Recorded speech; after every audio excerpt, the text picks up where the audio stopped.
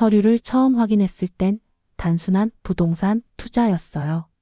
경매 목록에서 오래된 주택 하나가 눈에 띄었고 가격도 조건도 나쁘지 않았습니다. 그런데 주소를 보는 순간 제 심장이 이상하게 쿵 내려앉았어요.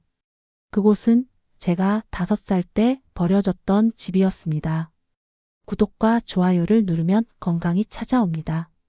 도망치듯 떠났고 평생 잊으려 했지만 제 몸 어딘가엔 그곳에 기억이 남아 있었던 모양입니다. 그날 저는 아무런 망설임 없이 입찰했고 며칠 뒤 그 집은 제 것이 되었어요. 이건 단순한 부동산이 아니라 제 인생에서 가장 잔인했던 페이지를 다시 펼치는 일이었습니다. 낙찰 절차가 끝난 날 저는 열쇠를 들고 그 집 앞에 섰어요. 담장은 예전보다 훨씬 무너져 있었고 벽에는 덩굴이 무성하게 올라 있었어요. 초인종을 누르자 삐걱거리는 소리와 함께 문이 열렸습니다. 그리고 그 안에서 나온 여자는 제가 평생 찾고 싶었던 그 여자였습니다.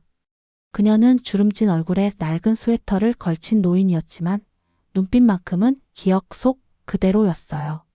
순간 심장이 턱 막히는 듯 했어요. 하지만 저는 애써 태연하게 서류를 꺼내 들었습니다. 여기 제가 새로 낙찰받은 집입니다. 법적으로 제 소유예요. 확인하시죠. 그녀는 의아한 눈빛으로 서류를 바라보다가 말없이 고개를 끄덕였어요. 당황한 기색이 역력했고 입술이 말라 붙은 듯 덜덜 떨렸습니다. 그녀는 작게 중얼였습니다. 여기 갑자기요? 내가 갈 데가 없어서 조금만 기다려줄 순 없나요? 저는 숨을 들이쉬었어요. 이 순간만을 얼마나 기다려왔는지 몰라요. 그토록 찾고 찾던 얼굴, 제가 버려졌던 그 집, 그리고 제가 내뱉고 싶었던 복수의 말들. 그런데 이상하게도 입이 떨어지지 않았습니다. 방 한 칸만 쓰세요. 계약서 확인도 했고 저는 당장 공사부터 시작해야 하니까요. 그녀는 두 손을 모으며 연신 고맙다고 했습니다. 고개를 숙이는 그 모습, 감사보다 간절함이 먼저였어요. 저는 방 한 칸을 내어줬습니다. 하지만 절대 따뜻하게 대하진 않기로 마음먹었어요. 이건 동정이 아니에요. 이건 심판입니다. 엄마, 당신이 날 버린 그 집에서 이제는 제가 당신을 내쫓을 수 있는 사람이 됐다는 거 뼈저리게 느끼게 해줄 겁니다. 그녀와 한 집살이를 시작한 첫 주는 견딜 수 없을 만큼 불편했어요. 제가 내어준 방은 집 안에서도 가장 구석진 방이었고 창문도 작아 답답한 공간이었죠. 처음부터 그 방을 골랐던 건 분명했어요. 그녀가 이 집에서 편히 지내는 모습을 보고 싶지 않았습니다. 그건 동정이 아닌 선고였어요. 이 집에서의 하루하루가 그녀에겐 벌이었으면 했습니다. 그녀는 매일 조용했어요. 마당을 쓸고 조용히 부엌을 정리하고 제가 식사를 시작하면 멀찍이 떨어진 자리에 앉아 말없이 숟가락만 움직였어요. 단 한마디 말도 걸지 않았지만 어딘가 눈치를 보는 듯한 기색은 분명했어요. 그녀의 그런 행동이 오히려 저를 더 예민하게 만들었습니다. 차라리 당당하게 맞서기라도 하면 속이라도 시원했을 텐데 말이죠. 하루는 부엌에 나갔더니 밥상에 제 반찬이 하나 더 놓여 있었어요. 메추리알 조림이었는데 어릴 적 제가 유일하게 잘 먹던 반찬이었어요. 그걸 보는 순간 손이 순간 멈칫했지만 아무 일 없다는 듯 젓가락으로 밀어냈습니다. 그런 식으로 내밀지 말라고 말하고 싶었어요. 그 배려조차도 얄밉게 느껴졌거든요. 어느 날 밤 그녀의 방 앞을 지나다 문틈 사이로 들리는 소리를 들었어요. 분명히 흐느끼는 소리였고 베개를 껴안고 울고 있는 기척이 느껴졌어요. 저는 잠시 걸음을 멈췄지만 곧 아무렇지 않은 듯 등을 돌렸습니다. 마음속 어딘가가 살짝 흔들렸지만 그 울음이 제 마음을 녹일 만큼은 아니었어요. 울 자격이 어디 있냐는 생각이 먼저 들었거든요. 그녀는 절대 제게 먼저 다가오지 않았어요. 눈도 마주치지 않으려 애썼고 거리를 유지하려 했어요. 하지만 저는 느꼈습니다. 그 거리감 뒤엔 분명한 죄책감이 숨어 있었어요. 문제는 제가 그걸 받아줄 마음이 없다는 거였어요. 아니, 받아주기엔 너무 많은 시간을 혼자 견뎌냈다는 생각이 자꾸 들었어요. 이 집은 단지 제가 돌아온 공간이 아니었어요. 복수의 공간이었고 증명의 무대였어요. 저는 매일같이 그녀가 과거를 꺼내놓기만을 기다렸습니다. 입을 열어 미안하다고 말하기만을 바랐어요. 하지만 그녀는 끝끝내 입을 다물었고 저는 그 침묵이 더 괘씸했어요. 그녀는 정말로 과거를 잊은 걸까요? 아니면 아직도 무서운 걸까요? 저는 그 진실이 무엇이든 상관하지 않기로 했어요. 그저 더는 저 혼자 아프지 않기 위해 이 공간을 견디기로 한 겁니다. 싸늘한 말투, 무심한 시선, 닫힌 문. 그 모든 것이 제 방어였어요. 그녀가 쉽게 다가올 수 없게 하기 위한 방편이었죠. 그게 지금 제 유일한 생존 방식이었습니다. 그날도 평소처럼 무덤덤한 하루였어요. 비가 내리던 오후였고 집 안엔 습기와 냉기가 뒤섞여 있었죠. 저는 공사 계획서를 정리하다가 문득 그녀의 방 근처를 지나게 되었어요. 그 방 문은 늘 닫혀 있었고 안에서는 어떤 소리도 새어나오지 않았어요. 하지만 그날은 달랐습니다. 문틈 사이로 희미하게 울리는 낡은 상자의 삐걱거리는 소리, 종이 넘기는 소리가 났어요. 이상하게도 발길이 멈췄고 문고리에 손이 갔습니다. 당황한 그녀의 얼굴과 마주한 건 그 다음이었어요. 그녀는 무언가를 품에 안은 채 놀란 눈으로 절 바라봤어요. 그리고 조심스럽게 상자를 뒤로 감췄죠. 뭐 하세요? 제가 묻자 그녀는 한참을 머뭇거리다가 조용히 대답했어요. 그냥 정리 좀 했어요. 하지만 그건 거짓말이라는 걸 알 수 있었어요. 뭔가 숨기고 있었고 그건 제가 알아야만 하는 과거의 조각 같았어요. 저는 아무 말 없이 방을 나왔지만 머릿속이 복잡해졌습니다. 그날 밤 저는 결국 참지 못하고 그녀의 방으로 들어갔어요. 그녀는 침대에 등을 돌리고 누워 있었고 상자는 책상 밑에 반쯤 숨겨져 있었어요. 저는 조심스레 상자를 꺼냈습니다. 그녀가 놀라 일어나 저를 막으려 했지만 이미 늦었어요. 상자 안에는 편지들이 있었습니다. 낡고 바랜 편지 봉투 속엔 제 이름이 적혀 있었고 주소 없는 편지들이 차곡차곡 쌓여 있었어요. 그리고 사진들, 어릴 적 제 사진과 병원 진료 기록, 입양 관련 서류들이 함께 들어 있었어요. 이게 뭐예요? 왜 이제야 보여요? 저는 떨리는 목소리로 물었고 그녀는 가만히 앉아 눈을 감았습니다. 너를 정말로 찾으려 했어. 매년 보육원에 가서 묻기도 했고 내가 남긴 서류는 사라졌고 이름이 바뀌었다는 말만 들었어. 정말로 계속 찾아다녔단다. 그 말에 저는 말을 잇지 못했어요. 여전히 그녀를 믿을 수 없었고 용서할 수도 없었어요. 하지만 그 상자 안의 기록들, 글씨 하나하나가 가짜라고는 느껴지지 않았어요. 그 밤 저는 처음으로 그녀의 방 앞에서 오랫동안 서 있었어요. 문을 닫지도 다가가지도 못한 채 제 안의 분노와 혼란이 동시에 뒤섞여 복잡한 감정이 되었죠. 그녀는 말없이 제게 물 한 잔을 내밀었습니다. 저는 그걸 받아들고 조용히 방으로 돌아왔어요. 이 집안의 공기가 조금 달라졌다는 걸 느끼며 저는 처음으로 그녀를 미워하지 않고 잠들었습니다. 그날 이후로 집 안의 공기는 미묘하게 달라졌어요. 그녀는 여전히 조심스럽게 행동했지만 제가 그녀를 바라보는 시선은 조금씩 흔들리기 시작했죠. 매일같이 숟가락을 움직이던 손끝이 더 느려졌고 아침이면 기침 소리가 길어졌어요. 그녀의 얼굴이 유난히 창백해 보였던 것도 그 무렵부터였어요. 저는 괜한 불편함을 느꼈습니다. 이전에는 무심히 지나쳤던 그녀의 기척이 이제는 신경이 쓰였고 상자 안에서 발견한 편지들과 사진들이 자꾸만 떠올랐어요. 어쩌면 정말로 그녀는 날 찾으려 했던 건 아닐까? 어쩌면 버린 게 아니라 잃어버린 거였던 걸까? 그런 생각들이 가슴속을 끊임없이 맴돌았어요. 밤이 깊던 어느 날 거실에서 미약한 불빛이 새어 나왔어요.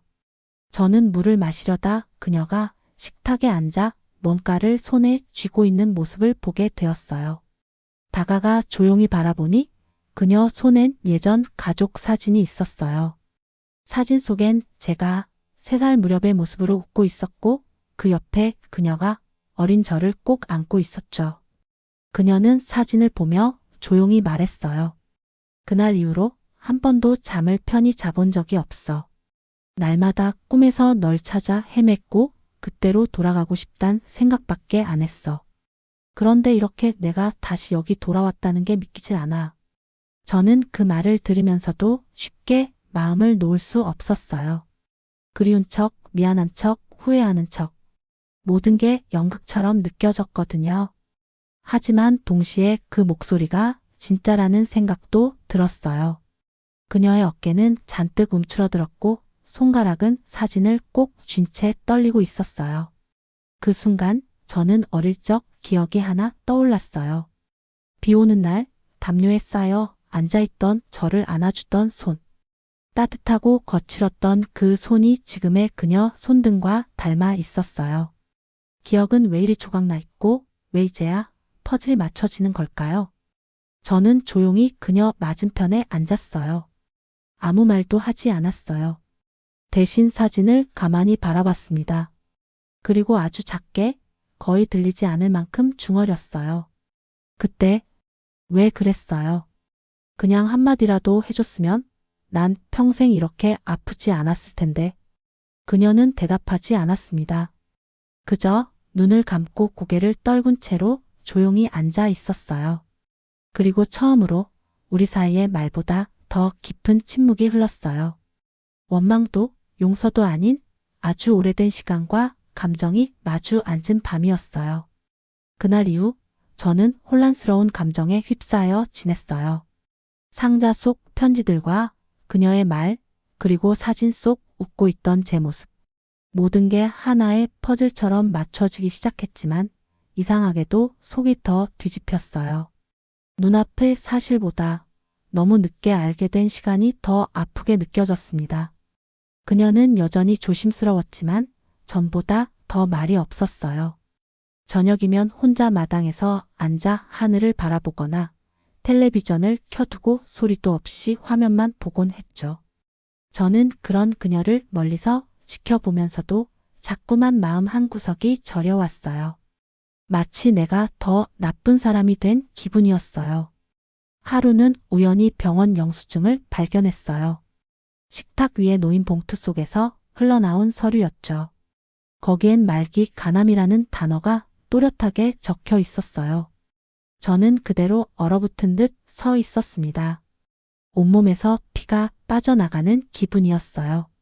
그녀는 제 눈치를 살피며 말했어요. 미안하다. 너한텐 말하고 싶지 않았어. 그저 그냥 그렇게 떠나고 싶었어. 너한테 짐 되고 싶지 않았거든. 그 말을 듣는 순간 저는 주저앉고 말았어요. 왜 이제야 이런 걸 알게 된 걸까요? 왜 그토록 미워했는데 막상 그녀가 떠날지도 모른다고 생각하니 가슴이 먹먹해졌어요. 아직 묻고 싶은 게 너무 많은데 아직 나는 용서를 다 하지도 않았는데요. 그녀는 식탁에 앉아 창밖을 바라보며 말없이 손등을 쓰다듬고 있었어요. 제가 좋아했던 메추리알 조림이 다시 반찬으로 올라왔어요. 이전엔 밀어냈던 그것을 이번엔 조용히 집어 먹었습니다. 짠맛과 단맛이 뒤섞인 그 반찬이 왜 그리 먹먹하던지요. 그녀가 일어나려 하자 저는 조용히 말했어요. 그냥 조금만 더 있어요. 아직 못한 말이 많으니까요. 그녀는 고개를 끄덕이며 미소를 지었어요. 작고 흔들리는 미소였지만 거기엔 진심이 담겨 있었어요. 처음으로 우리 둘 다 상대방을 마주보고 웃을 수 있었던 순간이었어요. 상처는 쉽게 지워지지 않아요. 하지만 그날 밤 저는 깨달았습니다. 상처 위에 진심이 조금씩 쌓이면 언젠가 흉터로 남을 수 있다는 걸요. 그녀의 기력이 눈에 띄게 줄어들기 시작한 건 그 즈음부터였어요. 예전엔 부엌에서 아침 준비를 하던 그녀가 이제는 침대에서 일어나기도 힘들어했죠. 저는 그런 그녀를 보며 마음속 깊이 두려움이 차오르는 걸 느꼈습니다. 아직 용서하지도 않았고 아직 묻지 못한 게 너무 많았는데 그녀는 점점 멀어지고 있었어요. 아침 식탁에 앉은 그녀는 조용히 물컵을 들었다가 손에서 미끄러뜨렸어요. 컵이 바닥에 떨어져 산산조각 났고 저는 반사적으로 일어나 그녀 손을 붙잡았습니다. 손등에 작은 상처가 생겼고 피가 맺혔죠. 저는 거즈를 꺼내 조심스레 닦아주며 말했어요. 이렇게 아플 거면 왜 다시 나타난 거예요? 그냥 처음부터 안 만났으면 덜 힘들었을 거 아니에요. 그녀는 말없이 웃었어요. 무너지기 직전의 표정이었지만 눈빛만큼은 단단했어요. 그리고 조용히 속삭였죠. 너라도 날 한번 안아줬으면 했어. 그게 마지막 소원이었다. 그 말을 듣는 순간 저는 아무 말도 할 수 없었어요. 가슴이 쿵 내려앉는 기분이었죠. 그녀는 자신이 사라질 걸 알고 있었고 그 전에 남기고 싶은 게 있었던 거예요. 한 번의 포옹, 한 번의 진심, 그걸 바라고 있었던 거죠. 그날 밤 저는 그녀의 방 앞에 오래 서 있었어요. 문틈으로 들려오는 숨소리는 점점 희미해졌고 방 안은 조용했어요. 저는 결국 문을 열지 못하고 돌아섰습니다. 이상하게도 그 문이 너무 무겁게 느껴졌어요. 다음 날 아침 그녀는 식탁에 앉아 있지 않았어요. 방에 들어가 보니 침대에 기대 잠든 모습이었죠. 얼굴은 평온했고 손에는 제가 준 작은 인형이 쥐어져 있었어요. 어린 시절 제가 울 때마다 꼭 쥐고 있던 인형이었어요. 그걸 왜 어떻게 가지고 있었는지 묻지 못했어요. 그녀는 떠나지 않았지만 조금씩 사라지고 있었어요. 몸도 목소리도 온기도. 그날 저는 처음으로 그 손을 꼭 잡고 속삭였어요. 제발 아직은 안 돼요. 아직 더 얘기하고 싶어요. 그녀는 미소 지으며 눈을 감았어요. 그리고 그 미소는 제가 처음 본 진짜 엄마의 얼굴이었습니다. 며칠째 그녀는 거의 말을 하지 않았어요. 식사량도 줄었고 종일 침대에 누워만 있었죠. 저는 점점 불안해졌어요. 의사는 마지막 항암이 더는 의미 없다고 했고 그녀도 그것을 받아들이고 있었어요. 오히려 담담했어요. 마치 이미 정리할 것을 다 끝낸 사람처럼요. 그녀는 어느 날 갑자기 저를 부르더니 서랍을 가리켰어요. 조용히 그 안을 열자 봉투 하나가 있었습니다. 겉면엔 딸에게라고 또박또박 적혀 있었고 안에는 편지 한 장과 작은 열쇠가 들어 있었어요. 편지엔 이렇게 적혀 있었어요. 내가 죽고 나면 서재 책장 맨 아래 서랍을 열어보렴. 너한테 꼭 전하고 싶은 이야기야. 저는 그날 밤 조용히 서재로 가 열쇠를 꽂았어요. 서랍 안에는 일기장이 한 권 있었어요. 그녀가 쓴 수십 년에 걸친 기록이었죠. 처음 몇 장을 읽는데도 눈물이 터졌어요. 제가 태어나던 날의 감정, 그녀가 혼자서 날 키우던 날들, 그리고 법원 앞에서 입양을 허락하던 날의 절규. 너를 포기한 게 아니라 지켜주고 싶었어. 내가 가진 것으론 널 지킬 수 없다고 생각했어. 그게 내 오만이었고 죄였어. 그녀의 글씨는 점점 흔들렸고 마지막 장엔 이렇게 적혀 있었어요. 그래도 너를 다시 만나서 조금이라도 곁에 있을 수 있어서 고마웠다. 정말 고마웠다. 책장을 덮으며 저는 숨이 막혔어요. 그날 밤 저는 처음으로 그녀 옆에 누워 잠들었어요. 그녀는 작고 약해진 손으로 제 손을 꼭 잡았고 말없이 이마를 쓰다듬어 주었어요. 저는 속삭였어요. 엄마였어요. 그녀는 아무 말도 하지 않았지만 눈을 감은 채 고개를 천천히 끄덕였어요. 그 순간 저는 알았어요. 이제 정말 엄마를 미워하지 않아도 된다는 걸요. 그녀는 그날 이후로 한 번도 깨어나지 않았어요. 눈을 감은 채 조용히 숨을 쉬었고 마치 그 상태가 가장 평화로운 듯 보였어요. 저는 매일같이 그녀 곁에 앉아 일기장을 반복해서 읽었어요. 마음속 어딘가에서 미움이 눈물로 바뀌고 있었고 그 눈물은 서서히 후회로, 그 후회는 감사로 흘러갔습니다. 의사는 조용히 말했어요. 며칠 안 남았다고요. 저는 무너지지 않기 위해 이를 악물었어요. 누군가에게 안겨 울어본 적 없는 내가 이제 그녀 앞에서 아무렇지 않게 눈물을 흘릴 수 있었어요. 그건 아주 오래 걸려 도착한 진심이었어요. 그녀가 마지막 숨을 내쉬던 날, 저는 손을 꼭 잡고 속삭였어요. 엄마, 당신은 절대 나쁜 사람이 아니었어요. 저는 이제 괜찮아요. 그녀는 작게 숨을 쉬고 이마에 살짝 미소를 남긴 채 조용히 떠났습니다. 그 순간 집 안의 공기가 멈춘 듯 했고 시간도 흐르지 않는 것 같았어요. 저는 그녀의 손을 오래도록 놓지 않았어요. 장례는 조용히 치렀어요.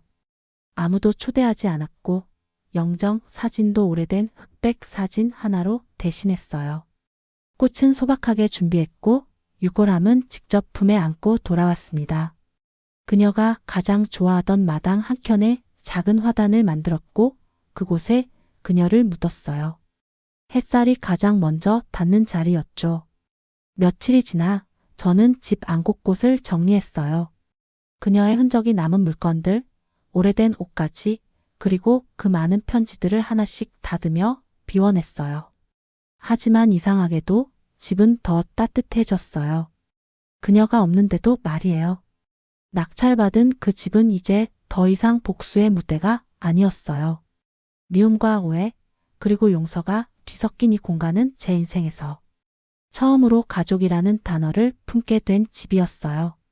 그녀가 남긴 일기장과 사진은 책장 한켠에 고이 놓았고 매일 아침마다 커튼을 열며 인사했어요. 잘 잤어요, 엄마. 이제 저는 이 집에서 새로운 계절을 시작하려 해요. 슬픔이 머문 자리에 햇살이 들어오고 침묵이 머문 자리엔 조용한 평화가 깃들기 시작했어요.